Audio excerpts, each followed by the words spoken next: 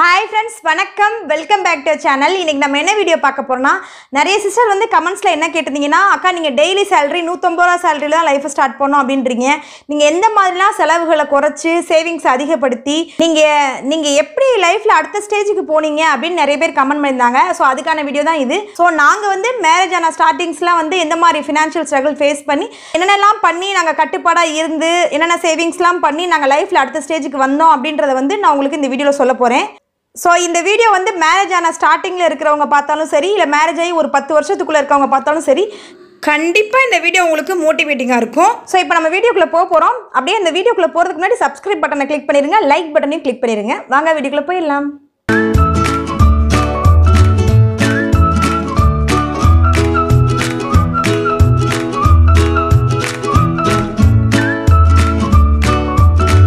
எங்களுக்கு வந்து இப்போ மேரேஜ் ஆகி 12 இயர்ஸ் ஆகுது. நான் ஸ்டார்டிங்கில் என்னென்ன ஸ்ட்ரகிள்ஸ்லாம் ஃபேஸ் பண்ணேன் அப்படின்னு சொல்லிட்டு ஸ்ட்ரகிள்ஸ் ஆஃப்டர் லவ் மேரேஜ்னு ஒரு வீடியோ போட்டிருந்தேன். அதை பார்க்குறதுக்கு இன்ட்ரெஸ்ட் இருக்கவங்க டிஸ்கிரிப்ஷனில் இருக்குது, போய் பார்த்துக்கோங்க. அதுலேயே வந்து நிறைய விஷயம் சொல்லியிருந்தேன், நாங்கள் எந்தெந்த மாதிரிலாம் ஸ்டார்டிங் ஸ்டேஜ் ஸ்ட்ரகிள்ஸ் ஃபேஸ் பண்ணோம் அப்படின்றத. ஸோ அதை பற்றி நம்ம பேச வேணாம், ஸ்ட்ரகிள்ஸ் எப்படி ஓவர் கம் பண்ணோம் அப்படின்றத பற்றி மட்டும் நம்ம பேசுவோம். உங்களுக்கு இன்ட்ரெஸ்ட் இருந்தால் சொல்லுங்கள், நான் ஸ்ட்ரகிள்ஸ் என்னென்ன ஃபேஸ் பண்ணேன்னு சொல்லிட்டு தனியாக ஒரு வீடியோ போட்டுறேன். நிறைய சிஸ்டர் சொல்லுவாங்க, நாங்கள் லவ் மேரேஜ் பண்ணிட்டோம், அம்மா அப்பா பேசவே மாட்டேன்றாங்க, கஷ்டமாக இருக்குது அப்படி இப்படின்னு சொல்லுவாங்க. நான் நிறைய பேர் அது மாதிரி பார்த்துருக்கேன்.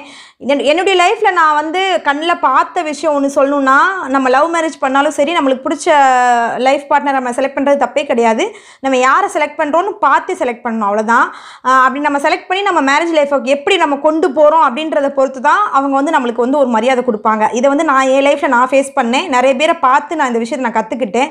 நம்ம லவ் மேரேஜ் பண்ணிட்டாலும் சரி, நம்ம அரேஞ்ச் மேரேஜ் பண்ணிட்டாலும் சரி, நம்ம எப்படி வாழ்க்கையை வாழ்ந்து காட்டுறோம் அப்படின்றத பொறுத்து தான் நம்மளுக்கு பேரண்ட்ஸ் மத்தியிலையோ அடுத்தவங்க மத்தியிலையோ வந்து நம்மளுக்கு மரியாதை இருக்குது. ஸோ இதே என்னோட அம்மா வந்து ஒரு காலகட்டத்தில் விஸ்வாங்க அப்பாவை திட்டிருக்காங்க.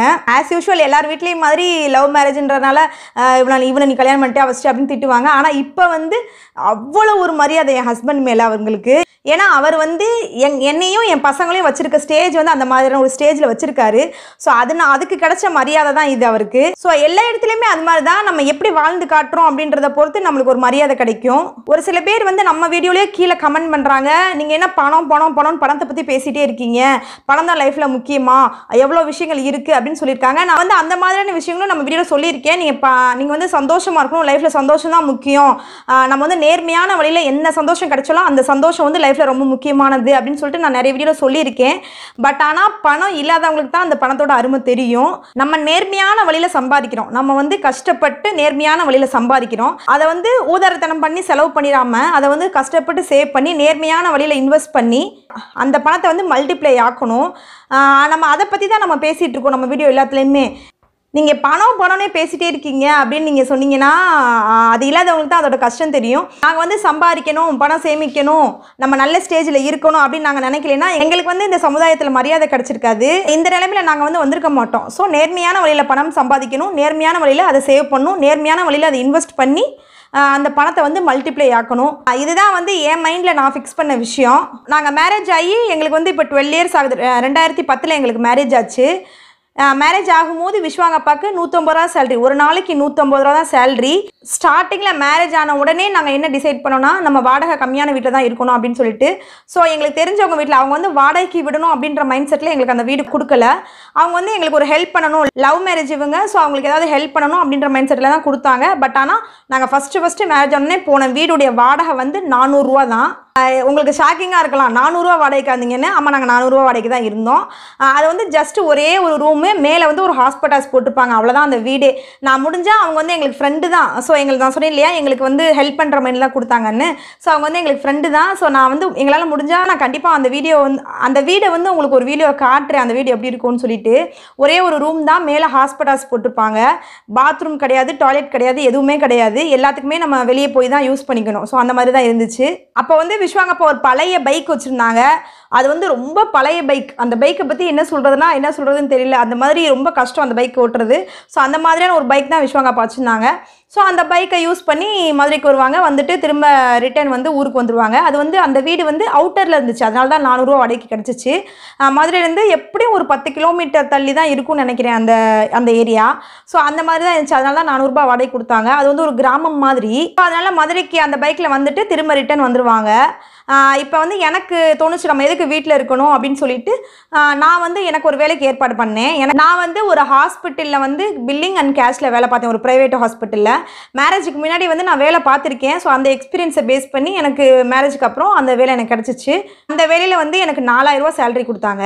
ஸோ அது வந்து ஒரு 3 to 4 months இருக்கும்னு நினைக்கிறேன் எங்களுக்கு மேரேஜ் ஆகி. அப்போ தான் அந்த வேலை எனக்கு வந்து கிடச்சிச்சு. ஸோ நாங்கள் 2 பேருமே அதே மாதிரி அங்கேருந்து மதுரையிலேருந்து பைக்கில் வந்துடுவோம், திரும்ப ரிட்டன் அதே மாதிரி பைக்கில் போயிடுவோம். அப்போ வந்து எனக்கு சமைக்க தெரியாது. ஸோ நாங்கள் மேக்ஸிமம் ஸ்டார்டிங் ஸ்டேஜில் ஹோட்டலில் வாங்கி சாப்பிட்டுட்டு இருந்தோம். அப்புறம் நான் சமைக்க கற்றுக்கிட்டு ஹோட்டலில் சாப்பிட்றத வந்து நிப்பாட்டிட்டேன். ஃபுல் அண்ட் ஃபுல் வீட்லேயே சமைக்க ஆரம்பிச்சிட்டேன்.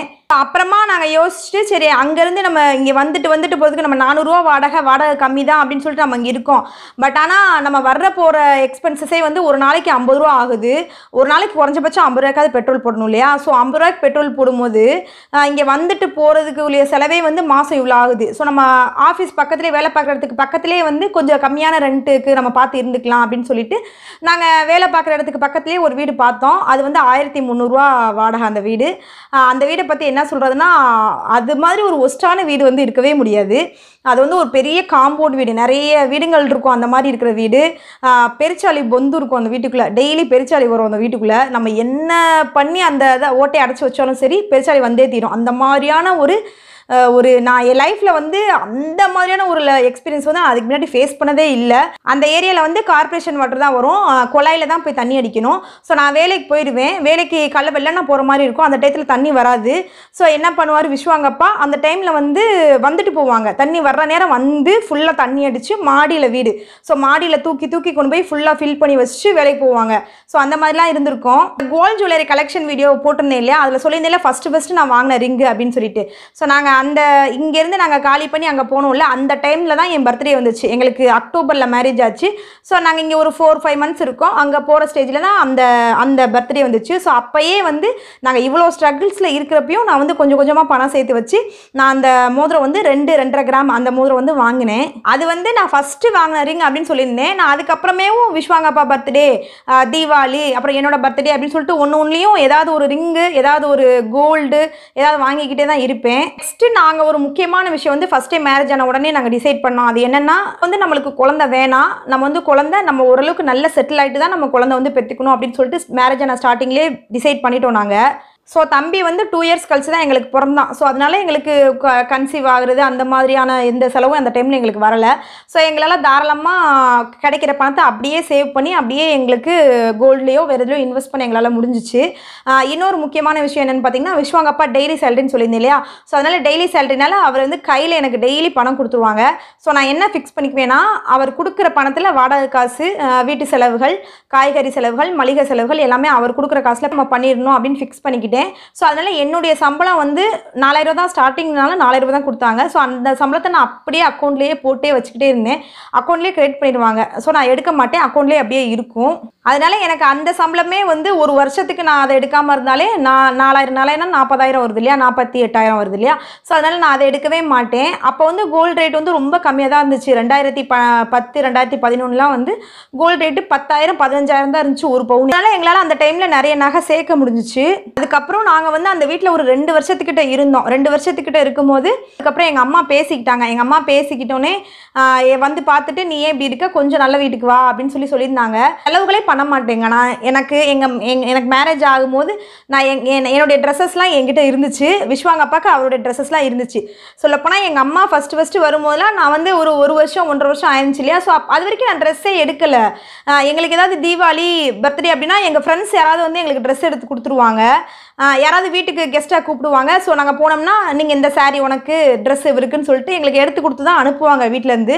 ஸோ அந்த மாதிரியான ட்ரெஸ்ஸஸ் தான் ஒரு 2-3 ட்ரெஸ்ஸஸ் புதுசு இருந்துச்சே தவிர நான் ட்ரெஸ்ஸே எடுக்கலை. ஆனால் ட்ரெஸ் என்னால் எடுக்க முடியும். ஏன்னா எனக்கு 4000 ரூபாய் சம்பளம் வருது, என் அக்கௌண்ட்டில் என் பணம்லாம் அப்படியே தான் இருக்குது. விஸ்வாங்கப்பாவுக்கும் டெய்லி சேலரி.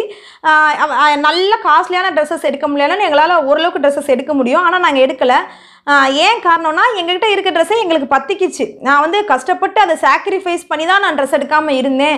நான் வந்து பணம் சேர்க்கணுன்றக்காண்டி சாக்ரிஃபைஸ் பண்ணி நான் சொல்ல மாட்டேன். ஏன்னா எங்கிட்ட இருக்கிறப்ப என்னுடைய பேசிக்காக என்னுடைய நேச்சரே சின்ன வயசுலேருந்து அந்த மாதிரி தான். ஸோ நம்மக்கிட்ட இருக்கும்போது நம்ம எதுக்கு எடுக்கணும் அப்படின்ற மைண்ட் செட்டு தான். ஸோ அதனால் அளவுகள்லாம் வேறு எதுவும் பெருசாக பண்ணலை. சொல்லப்போனால் காலேஜ் படிக்கிற டைம்லேயே வந்து ஒரு சில பேர் 1000 ரூபாய்க்கு 500 ரூபாய்க்குலாம் ட்ரெஸ் எடுத்தாங்கன்னா நான் என்ன மாதிரி பண்ணுவேன்னா, எங்கள் அம்மா எனக்கு 1000 ரூபாய் கொடுத்துருவாங்க. 1000 ரூபாய் கொடுத்தாங்கன்னா நான் அந்த டைம்லேயே நான் என்ன பண்ணுவேன், 150 ரூபாய்க்கு சுடிதார் இருக்கும் மெட்டீரியல். ஸோ அந்த 150 ரூபா மெட்டீரியல் தான் நான் போய் எடுப்பேன். 4 சுடிதார் எடுப்பேன், 4 சுடிதார் 5 சுடிதார் எடுத்துவேன். மிச்ச காசை வச்சு நான் வேறு ஏதாவது பண்ணுவேன். காஸ்ட்லியான ட்ரெஸ் பண்ணணும், காஸ்ட்லியான லைஃப் ஸ்டைலில் இருக்கணும்னு எனக்கு சின்ன வயசுலேருந்தே எனக்கு அந்த பேசிக்காகவே எனக்கு அந்த மைண்ட் செட் கிடையாது. ஸோ அது வந்து எனக்கு இந்த டைமில் வந்து ரொம்ப யூஸ்ஃபுல்லாக இருந்துச்சு. ஸோ நான் வந்து பெருசாக ட்ரெஸ் எடுக்கணும், பெருசாக நம்ம இவ்வளோ செலவு பண்ணி நம்மளை வந்து காஸ்ட்லியாக காமிச்சிக்கணும், நம்ம வந்து நல்லா இருக்கும்னு காமிச்சிக்கணும் அப்படின்ற மைண்ட் செட்டில் எனக்கு இல்லை. நம்மக்கிட்ட இவ்வளோ பணம் இருக்குது நம்மளுக்கு தெரியும். அதையே நம்ம வந்து இவ்வளோ பணம் என்கிட்ட இருக்குது, அவ்வளோ காஸ்ட்லியாக இருக்குன்னு அடுத்தவங்கள்ட்ட காமிச்சிக்கணும். ஸோ அது மாதிரி தான் நான் வந்து செலவுகள் வேறு எதுவும் பண்ண மாட்டேன். எனக்கான செலவுகள் வந்து நான் வேறு எதுவும் பெருசாக பண்ணுறது கிடையாது. எனக்கு எங்கள் அம்மா அப்பா எடுத்து கொடுக்குற ட்ரெஸ்ஸு, ஃப்ரெண்ட்ஸ் எடுத்து கொடுக்குற ட்ரெஸ்ஸு அதை தான் வந்து அந்த டைமில் போட்டுக்கிட்டேன். அதே மாதிரி நான் என்னுடைய பழைய ட்ரெஸ் என்கிட்ட இருக்கும் இல்லையா, ஸோ அந்த மாதிரி ட்ரெஸ்ஸஸ் தான் போட்டுக்கிட்டேன். அதே மாதிரி சாப்பாடு செலவுகள், காய்கறி செலவுகள் இதுவும் கூட 2 பேர் தான்ன்ற பட்சத்தில் ரொம்ப செலவு கம்மி. ஏன்னா நான் வந்து ஒரு குழம்பு வச்சேன்னா அந்த குழம்பு வந்து எனக்கு வேஸ்ட்டாகவே மனசு வராது, கீழே போட மாட்டேன். அப்படியே அதை சூடு பண்ணி மறுநாள் யூஸ் பண்ணி அந்த குழம்பு காலியானால் தான் அடுத்த குழம்பு வைப்பேன். ஸோ அந்த மாதிரியான கேரக்டர் நான். இதை பார்த்துட்டு கஞ்சா பிசினாரின்னு சொல்லிட்டாங்க. எனக்கு கஞ்சாமட்டி நிறைய கமெண்ட் வந்துச்சு, நீ ஒரு பெரிய கஞ்சாமட்டி அப்படின்னு. நான் கஞ்சாமட்டி இருக்கிறதுல ரொம்ப ப்ரௌடாக ஃபீல் பண்ணுறேன். நான் கஞ்சாமட்டியாக இருந்தனால தான் இப்போ நான் நல்ல ஸ்டேஜில் இருக்கேன். ஸோ நான் கஞ்சாமட்டி இருந்தது நான் ரொம்ப ப்ரௌடாக தான் ஃபீல் பண்ணுறேன். அந்த கமெண்ட் போட்டவங்களுக்கு தான் ரிப்ளை பண்ணேன். பட் ஆனால் நான் பெரிய கஞ்சாமட்டிலாம் கிடையாது. எனக்கு வேணுன்ற செலவுலாம் எனக்கு வேணுன்றதெல்லாம் நான் வாங்கிக்குவேன். தேவையில்லாதது எதுவும் வாங்க மாட்டேன், அவ்வளோதான். நம்மளுக்கு எது தேவையோ அதை மட்டும் வாங்கிக்கிட்டால் போதும். அதே மாதிரி நம்மக்கிட்ட இருக்கிறத வந்து வேஸ்ட்டாக குப்பையில் போட்டுறக்கூடாது. அதை நல்லா யூஸ் பண்ணிட்டு தான் அதுக்கப்புறம் அடுத்து வாங்க வேண்டிய பொருட்கள் வாங்கணும், அவ்வளோதான். நெக்ஸ்ட்டு பார்த்தீங்கன்னா ஒரு ஸ்டேஜ் வரும்போது எங்கள் அம்மா வந்துக்கிட்டாங்க, பேசிக்கிட்டாங்க. ஸோ பேசிட்டு நீ எதுக்கு இந்த மாதிரி வீட்டில் இருக்க அப்படின்னு சொன்னாங்க. ஸோ அவங்க வந்து பார்க்கும்போதே நான் வீடு எல்லாம் தேவையான பொருட்கள்லாம் வாங்கி வச்சுட்டேன். கொஞ்சம் கொஞ்சமாக பணம் சேவ் பண்ணி எங்கள் அம்மா வரும்போதே வீட்டில் தேவையான பொருட்கள்லாம் நிறைய வாங்கி வச்சுருந்தேன். ஸோ அதெல்லாம் பார்த்துட்டு எங்கள் அம்மா பரவாயில்ல அப்படின்னு நினச்சாங்க. இந்த மாதிரி வீட்டிலலாம் வந்து நீ இருக்காத, கொஞ்சம் நல்ல வீட்டில் இருக்கணும் அப்படின்னு சொன்னாங்க. என்னுடைய லைஃப்பில் வந்து என்னோடய மோட்டிவேஷன், என்னுடைய ஸ்ட்ரென்த்து எல்லாமே என் ஹஸ்பண்ட் தான். நான் வந்து என்னையை பற்றி தான் நான் சொல்லியிருக்கேன். ஸோ அவரும் வந்து என்னைய மாதிரி தான். அவரும் வந்து எல்லா விஷயத்துலையுமே இந்த மாதிரி தேவையில்லாத செலவுகள்லாம் பண்ண மாட்டார். நான் பரவாயில்ல, அவரை வச்சு பார்த்தீங்கன்னா நான் பரவாயில்லன்னு சொல்லுவீங்க. அந்த மாதிரி அவருக்கு தேவையான எதுவுமே அவர் செஞ்சுக்கவே மாட்டார். எங்களுக்கு நானும் விஸ்வா நிக்காஸ் 3 பேரும் நாங்கள் எதை கை நீட்டுறமோ எங்களுக்கு வந்து அது மறுநாள் கிடச்சிரும். நாங்கள் என்ன கேட்டாலும் அது எங்களுக்கு கிடச்சிரும். பட் ஆனால் அவருக்கு அப்படின்னு சொல்லிட்டு அவர் எந்த செலவுகளுமே அந்த காலத்துலேருந்தே பண்ணிக்கிற மாட்டார். நான் வந்து இந்த வீடு வேணாங்க, வேறு வீடு கொஞ்சம் நல்லா கம்ஃபர்டபுளான வீட்டுக்கு போவோம், பெட்ரூம் 1 பெட்ரூம் 2 பெட்ரூம் இருக்க மாதிரி வீட்டுக்கு போவோம் அப்படின்லாம் சொன்னால் அவர் சொல்லுவார், ஏம்மா நம்மளுக்கு எதுக்குமா, இது போதும்மா, சிம்பிளாக தான்மா இருக்கணும் அப்படின்னு சொல்லிட்டு அவர் சொல்லுவார். ஸோ எனக்கு மேலே வந்து அவர் தான். இப்போ வந்து குழந்தை வேணான்னு சொல்லிட்டு நாங்கள் டிசைட் பண்ணோன்னு சொன்னேன் இல்லையா.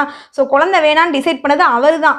இப்போ வேணால் நம்ம நல்ல ஸ்டேஜுக்கு வந்துக்கணும், நம்ம நல்லா இருந்த பிறகு தான் நம்ம குழந்தை வந்துச்சுன்னா தான் அந்த குழந்தைக்கு ஒரு மரியாதை, நம்மளுக்கும் ஒரு மரியாதை அப்படின்னு சொல்லிட்டு அதை டிசைட் பண்ணதே அவர் தான். ஸோ அந்த மாதிரி எனக்கு வந்து ரொம்ப பேக் போனாக இருக்கிறது வந்து என் ஹஸ்பண்ட் தான். முக்கியமாக என்னை விட அவர் வந்து எல்லா விஷயத்துலையும் மெச்சூர்டாக திங்க் பண்ணுவார். ஒரு விஷயம் பண்ணும்போது 5 வருஷம் கழிச்சு என்ன நடக்கும், 10 வருஷம் கழிச்சு என்ன நடக்கும் அப்படின்னு யோசிச்சு தான் எந்த விஷயமே டிசைட் பண்ணுவார். அது வந்து எனக்கு ரொம்ப யூஸ்ஃபுல்லாக இருந்துச்சு. என்னுடைய லைஃப்பில் அடுத்தடுத்த க்ரோத் ஆகிறதுக்கு அந்த ஒரு தாட் வந்து எங்களுக்கு யூஸ்ஃபுல்லாக இருந்துச்சு. ஸோ அந்த மாதிரி இன்னும் வேறு வீட்டுக்கு வான்னு சொல்கிறப்ப நாங்கள் ரொம்ப யோசித்தோம். அதுக்கப்புறம் சரி ஓகே, இது வந்து ரொம்ப டாய்லெட் பாத்ரூம் கூட இல்லாமல் காமன் டாய்லெட் யூஸ் பண்ணுற மாதிரி இருந்துச்சு. அந்த காமன் டாய்லெட் வந்து வாயில் சொல்ல முடியாது, அந்த ரேஞ்சில் இருந்துச்சு. ஸோ அதனால் இந்த மாதிரியான சிச்சுவேஷனில் நம்ம இருக்க வேணாம், ஓரளவுக்கு கொஞ்சம் கம்ஃபர்டபுளான வீட்டுக்கு போவோம் அப்படின்னு சொல்லிட்டு நான் இன்னொரு வீட்டுக்கு போனோம். அந்த வீடு வந்து 2000 ரூபா வாடகை. இதுக்கு முன்னாடி இருந்த வீடு வந்து 1300 ரூபா வாடகை. சொன்ன நான் மறந்துட்டேன், 1300 ரூபா வாடகை. அப்போ வந்து எங்களால் 5000 ரூபாய் வாடகைக்கு வீட்டுக்கு போக முடிஞ்சிச்சு. ஆனாலும் நாங்கள் போகலை. ஏன்னா கையில் இருக்க பணத்தெல்லாம் வாடகை கொண்டு போய் கொடுத்துடக்கூடாது அப்படின்ற ஒரு மைண்ட் செட்டில் நாங்கள் வந்து பெருசாக காஸ்ட்லியான வீட்டெலாம் பார்க்கல. அப்போ நாங்கள் பார்த்த வீடும் கூட 2000 ரூபாய் தான் அந்த வாடகை. அந்த வீட்டில் இருக்கும்போது தான் கன்சீவ் ஆனேன் நான். அப்போ வந்து எனக்கு ஒரு 2 இயர்ஸ் ஆயிடுச்சு மேரேஜ் ஆகி. ஸோ அந்த டைமில் தான் கன்சீவ் ஆனேன். அவர் வந்து எனக்கு மேலே மெச்சூரிட்டியான ஆள், லைஃப்பை எப்படி ஹேண்டில் பண்ணணும்னு தெரியும், எல்லாரையும் எப்படி ஹேண்டில் பண்ணணும்னு அவருக்கு ரொம்ப நல்லா தெரியும். என்னை விட அவர் ரொம்ப மெச்சூர்டான ஆள். ஸோ அவர் வேலை பார்க்குற இடத்துல ஹார்ட் ஒர்க் பண்ணி அவருடைய கெரியரில் வந்து அவர் வந்து கொஞ்சம் அடுத்த ஸ்டேஜுக்கு வந்து அவர் போயிட்டார் அந்த டைம்லேயே. அதாவது ஃப்ராங்காக சொல்லணும்னா 150 ரூபா சேலரின்னு சொல்லல, அப்போ வந்து டெய்லி ஒரு 500 ரூபா சேலரி, அவ்வளோ போயிட்டார் அவர். அப்போ தம்பி வந்து கன்சீவ் ஆகிட்டான். அப்போ சரி ஓகே. அப்போ வந்து எங்கள் அம்மா அப்பாலாம் சாமி கும்பிட ஆரம்பிச்சிட்டாங்க. கோயிலாக போய் என்ன குழந்தை இல்லைன்னு சொல்லிட்டு எல்லாரும் என் மாமியார்லாம் கேட்க ஆரம்பிச்சிட்டாங்க. எங்கள் அம்மா அப்பாலாம் போய் கோயிலாக சாமி கும்பிட ஆரம்பிச்சிட்டாங்க. ஸோ அந்த ஸ்டேஜ் வந்துருச்சு. ஸோ அதனால் இதுக்கு மேலே நம்ம தள்ளி போடக்கூடாதுன்னு சொல்லிட்டு ஸோ அந்த டைமில் வந்து நான் கன்சீவ் ஆகிட்டேன். அப்போ வந்து நான் ஜிஹெச்லேயே பார்த்துக்கிறேன் அப்படின்னு சொல்லிட்டு எவ்வளவோ சொன்னேன். எங்கள் அம்மா வந்து ஜிஹெச்சில் பார்க்க வேணாம், நான் உனக்கு பார்த்துக்கிறேன், எதாக இருந்தாலும் நான் செய்கிறேன், நீ வந்து கண்டிப்பாக ப்ரைவேட் ஹாஸ்பிட்டலில் தான் அட்மிட் ஆகணும்னு சொல்லிட்டு ப்ரைவேட் ஹாஸ்பிட்டலில் கொண்டு போய் பார்த்தாங்க. செலவுகளுமே எங்கள் அம்மாவே செஞ்சுட்டாங்க. ஹாஸ்பிட்டல் செலவுகள் எல்லாமே, மந்த்லி செக்கப் முதற்கொண்டு எல்லாமே எங்கள் அம்மாவே எனக்கு பார்த்தாங்க. பக்கத்துலேயே வச்சுக்கிட்டாங்க என்னைய. எங்கள் அம்மா வீட்டு பக்கத்தில் தான் இருந்தேன். என் மாமியார் மாமனாரும் பெருந்தன்மையாக சரி அம்மா வீட்டு பக்கத்தில் இருந்துக்கிட்டோம் அப்படின்னு சொல்லிட்டு விட்டுட்டாங்க. ஸோ அதனால் நான் எங்கள் அம்மா வீட்டு பக்கத்தில் தான் இருந்தேன். என் ஹஸ்பண்டும் கூட எந்த ஒரு ஈகவும் பார்க்காம நான் எங்கள் அம்மா வீட்டு பக்கத்துலேயே வந்து இருந்தாங்க. கொஞ்சம் தூரத்தில் தான் இருந்தோம். அம்மா வீட்டு பக்கத்தில் கொஞ்சம் தூரத்தில் தான் நாங்கள் இருந்தோம். அப்போ பார்த்தீங்கன்னா என் தங்கச்சிக்கு மேரேஜ் ஆச்சு. மேரேஜ் ஆகிற டைமில் பார்த்தீங்கன்னா இங்கே ஒரு ஃபினான்ஷியல் ஸ்ட்ரகிள்ஸ் எங்கள் அம்மா அப்பாவுக்கு பயங்கரமாக கஷ்டப்பட்டாங்க. ஒரு இடத்துலேருந்து பணம் வரும்னு சொல்லிட்டு ரொம்ப நம்பிட்டு இருந்தேன். அந்த பணம் அவங்களுக்கு வராமல் போயிடுச்சு கடைசியில். ஸோ அதனால் ரொம்ப ஃபினான்ஷியல் ஸ்ட்ரகிள் எங்கள் அம்மா அப்பா ஃபேஸ் பண்ணாங்க. ஸோ அந்த டைமில் பார்த்திங்கன்னா எனக்கும் அவங்க ஹெல்ப் பண்ண முடியல. அவங்களும் வந்து பயங்கரமான ஒரு கிரிட்டிக்கலான ஃபினான்ஷியல் சிச்சுவேஷனில் இருந்தாங்க. ஸோ அந்த மாதிரி டைமில் என்னால் முடிஞ்ச ஹெல்ப்பை நான் அவங்களுக்கு பண்ணேன். ஸோ அந்த டெலிவரி செலவு மட்டும்தான் அவங்க பார்த்தாங்க. மற்ற டெலிவரி செலவுமே ரொம்ப கஷ்டப்பட்டு தான் பார்த்தாங்க. மற்ற எதுவுமே அவங்களால செய்ய முடியல. அந்த டைமில் தான் எங்கள் அம்மா வந்து எனக்கு கன்சீவாக இருக்க டைமில் தான் அந்த சீட்டு போடுறதை பற்றி சொல்லி கொடுத்தாங்க. ஆனால் அந்த சீட்டு போடுறதை பற்றி அவங்க எப்படிலாம் சொல்லி கொடுத்தாங்கன்னு சொல்லிட்டு எனக்கு நான் இந்த வீடியோ போட்டிருந்தேன். நாங்கள் லேண்டு வாங்கின ஹவ் ஐ பை ஓன் லேண்டுன்னு சொல்லிட்டு ஒரு வீடியோ போட்டிருந்தேன். அந்த வீடியோவில் வந்து நான் எப்படி சீட்டு போட ஸ்டார்ட் பண்ணேன் அப்படின்னு சொல்லிட்டு அந்த வீடியோவில் சொல்லியிருந்தேன். ஸோ அந்த மாதிரி சீட்டு போட ஃபஸ்ட்டு எனக்கு சொல்லி கொடுத்தாங்க. இப்படி தான் நீ சீட்டு போட்டு பணம் சேமிக்கணும் அப்படின்னு சொல்லி கொடுத்தாங்க. அது வரைக்கும் நான் கையிலேயே வச்சு தான் பணத்தை சேர்த்து வச்சுக்கிட்டு இருந்தேன். கையிலேயே அப்போ கூட எனக்கு பீரோ கூட இருக்காது. சும்மா ஒரு கபோர்டு மாதிரி இருக்கும். இந்த கபோர்டு இருக்குது பாருங்கள், இந்த மாதிரி உட்டன் கபோர்டு ஒன்று அந்த வீட்டில் இருந்துச்சு. அந்த கபோர்டுக்குள்ளே வச்சு தான் பணம் நான் சேமித்து வச்சு எந்த செலவுமே பண்ண மாட்டேன். ஸோ அதனால் என்னால் தாராளமாக பணம் சேமிக்க முடிஞ்சிச்சு. நான் அதை வந்து கோல்டாக அந்த டைம்லலாம் ஃபுல் அண்ட் ஃபுல் நாங்கள் கோல்டாகவே வாங்கிட்டு இருந்தோம். எல்லாமே ரிங்கு அந்த மாதிரி ஒரு கிராம் 2 கிராம் அந்த மாதிரி ரிங்காகவே வாங்கிட்டு இருந்தேன். அதுக்கப்புறம் சீட்டு போட ஸ்டார்ட் பண்ணிட்டேன்.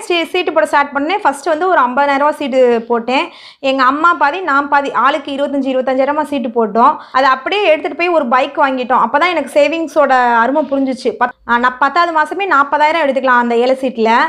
ஸோ அதனால் அதை உடனே போய் அப்படியே 40,000 10வது மாதத்துலேயே எடுத்தது எனக்கு பெரிய விஷயமா தெரிஞ்சிச்சு. ஏன்னா மாதம் 2,000 கட்டினா 10வது மாதத்தில் 40,000 எடுத்துக்கலாம். ஸோ பரவாயில்லையே, நம்ம கொஞ்சமாக பணம் கொடுத்துட்டு இருந்தோம். 10வது மாதம் நம்ம புது பைக் வாங்கிட்டோம். அப்போ தான் வந்து எனக்கு சேவிங்ஸோட அருமையே புரிஞ்சிச்சு. அது வந்து தம்பி கன்சீவாக இருந்த டைம் அது. ஸோ அந்த டைமில் தான் சேவிங்ஸ் அருமை புரிஞ்சிச்சு. ஸோ நான் ஃபஸ்ட்டு 50,000 சீட்டு போட்டது. திரும்ப அதுக்கப்புறம் என்ன பண்ணிட்டேன், 2 50,000 சீட்டு போட ஆரம்பிச்சிட்டேன். அப்புறம் ஒரு 1,00,000 சீட்டு போட ஆரம்பித்தேன். அப்படி கொஞ்சமாக என்னோட சீட்டை வந்து ஜாஸ்தி பண்ணேன்.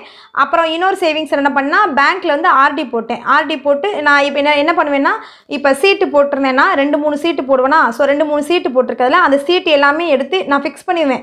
இந்த சீட்டெல்லாம் எடுத்து நம்ம இதுதான் பண்ணணும் அப்படின்னு ஃபிக்ஸ் பண்ணிக்குவேன். லேண்டு தான் வாங்கணும், அப்படி இல்லைன்னா இந்த சீட்டெல்லாம் எடுத்து ஏதாவது ஒரு இன்வெஸ்ட்மெண்ட் இதில் தான் இன்வெஸ்ட் பண்ணணும் அப்படின்னு நினச்சிக்குவேன். ஸோ அந்த சீட்டில் இருக்க பணத்தை அதில் மட்டும் தான் இன்வெஸ்ட் பண்ணுவேன். வேறு இன்வெஸ்ட்மெண்ட்டுக்கான ஆப்ஷன்ஸே வந்தாலும் இதில் நீங்கள் இன்வெஸ்ட் பண்ணுங்கள், இவ்வளோ கிடைக்கும் அவ்வளோ கிடைக்கும்னு சொன்னாலும் நான் அதில் இன்வெஸ்ட் பண்ண மாட்டேன். இந்த சீட்டு வந்து நம்ம லேண்டுக்குன்னு தான் போட்டிருக்கோம். ஸோ அதை எடுத்து நம்ம லேண்டு மட்டும் தான் வாங்கணும் அப்படின்னு ஃபிக்ஸ் பண்ணிக்குவேன். ஸோ நம்ம ஆர்டி எதுக்காக போடலன்னா, வீட்டுக்கு தேவையான பொருட்கள் ஏதாவது வாங்க வேண்டியதாக இருக்கும். ஸோ நாங்கள் லவ் மேரேஜ் அப்படின்றனால எங்கள் அம்மாவும் ஃபினான்ஷியல் கிரைசிஸில் இருந்தனால எங்களுக்கு பெருசாக வந்து அந்த டைம் சப்போர்ட் பண்ண முடியல. ஸோ அதனால் நாங்கள் வீட்டுக்கு தேவையான பொருட்கள்லாம் நாங்களே தான் அந்த வாங்குற மாதிரி இருந்துச்சு. ஸோ அந்த மாதிரி ஆர்டி போட்டுக்குவேன். 1000 ரூபா ஆர்டி, 500 ஆர்டி, 1500 ஆர்டி, அப்படி ஆர்டி போட்டுட்டு மொத்தமாக வரும்போது 15,000 20,000 மொத்தமாக வரும்ல. மொத்தமாக வரும்போது அப்படியே எடுத்துகிட்டு போய் ஒரு ஃப்ரிட்ஜு, அப்படியே எடுத்துகிட்டு போய் ஒரு வாஷிங் மிஷின் அந்த மாதிரி பண்ணுவேன். பாதி வந்து நாங்கள் அந்த மாதிரி வாங்கியிருக்கோம். இன்னொரு பாதி வந்து நாங்கள் டியூவில் தான் வாங்கியிருக்கோம். எனக்கு டியூ வந்து ஓகேவா பட்டுச்சு. ஒரு சில ஃபைனான்ஸ் கம்பெனிலாம் எந்த மாதிரி இருந்துச்சுன்னா, நீங்கள் எக்ஸ்ட்ரா வட்டியே கிடையாது, நம்ம அப்படியே 10,000 ரூபாய்க்கு ஒரு பொருள் வாங்கினா மாதம் 1000 ரூபா கட்டி 10 மாதம் 10,000 ரூபா கழிச்சிக்கலாம், அந்த மாதிரி இருந்துச்சு. அந்த மாதிரியான இதில் வந்து நான் ஃபைனான்ஸில் வந்து ஒரு சில பொருட்கள் வாங்கினேன். வாங்கிட்டு மாதம் 1000 ரூபா கட்டி நம்ம அதை கழிச்சிக்கலாம். ஸோ அந்த மாதிரி இருந்தோம். ஸோ தம்பி பிறந்து கொஞ்ச நாள் ஆன பிறகு 2,500 வீட்டுக்கு வந்தோம். அப்போ வந்து இன்னும் கொஞ்சம் கூட நல்ல க்ரோத் கிடச்சிச்சு வேலையில். ஆனாலுமே எங்களால் 5,000 ரூபா 10,000 ரூபா வீட்டுக்கு போக முடிஞ்சாலுமே 2,500 வீட்டில் தான் இருந்தோம். இப்போ இதை சொல்லும் போது தான் உனக்கு ஞாபகம் வருது. ஒரு சிஸ்டர் வந்து நீங்கள் 2,500 வீட்டில் எப்படி இருந்தீங்க, அது நம்புற மாதிரி இல்லையே, 2,500 எப்படி வீடு கிடைக்கும் அப்படின்னு சொன்னீங்க. எனக்கு வீடு கிடச்சிச்சு, நான் உண்மையை தான் சொல்கிறேன். எனக்கு எனக்கு 2500 அந்த வாடகை அந்த வீடு 3 பார்ட்டிஷன் இருக்க மாதிரி இருக்கும். முன்னாடி வந்து ஒரு சின்ன ரூமு, அப்புறம் ஒரு சின்ன ரூமு, அப்புறம் ஒரு கிச்சன், அவ்வளோதான் வீடு. குட்டி குட்டியாக இருக்கும். எனக்கு ஹஸ்பண்டு, நான், ஒரு சின்ன பையன், விஸ்வா பிறந்து அப்போ தான் சின்ன பையன். ஸோ அந்த மாதிரி இருக்கும்போது எனக்கு அது ஒன்றும் பெருசாக தெரியல. நான் அந்த மாதிரிலாம் அட்ஜஸ்ட் பண்ணியிருந்தனால தான் எனக்கு உடனே தம்பி பிறந்து ஒரு 4 மாதம் 5 மாதத்துலேயே எனக்கு அந்த நான் இடம் வாங்கியிருந்தேன்னு ஒரு வீடியோ போட்டிருந்தேன். அந்த இடம் வந்து அப்போ 4-5 மாதத்துலேயே நாங்கள் வாங்கிட்டோம். ஏன்னா சீட்டு நான் எதுவுமே எடுக்கலை. ஃபஸ்ட்டு நான் கையில் கிடைக்கிற பணத்தை எல்லாமே சீட்டாக போட்டு வச்சுட்டேன். சீட்டு அண்ட் ஆர்டி இது ரெண்டுமே நான் போட்டு வச்சுட்டேன். கையில் எவ்வளோ பணம் கொடுத்தாலும் அந்த பணம், இப்போ என் கையில் 20,000 கொடுத்தாருன்னா அந்த 20,000த்தில் எனக்கு செலவுகள் எவ்வளவோ 5,000 தான் செலவுனா, மிச்சம் இருக்க 15,000 நான் கொண்டு போய் ஆர்டிலையும் சீட்டுலேயும் போட்டுட்டேன். நிறைய பேர் கேட்டிங்க, நீங்கள் எப்படி உங்களால் முடிஞ்சிச்சு, நீங்கள் 5,000 செலவு பண்ணிட்டு 15,000 நீங்கள் எப்படி சேமிச்சிங்க அப்படின்னு கேட்டிங்கன்னா, எனக்கு அந்த டைமில் ஒன்றும் பெருசாக நான் சொன்னேன், எனக்கு நான் செலவு பண்ண மாட்டேன். குழந்தை பிறந்தது அம்மா எல்லாம் பார்த்துக்கிட்டாங்க.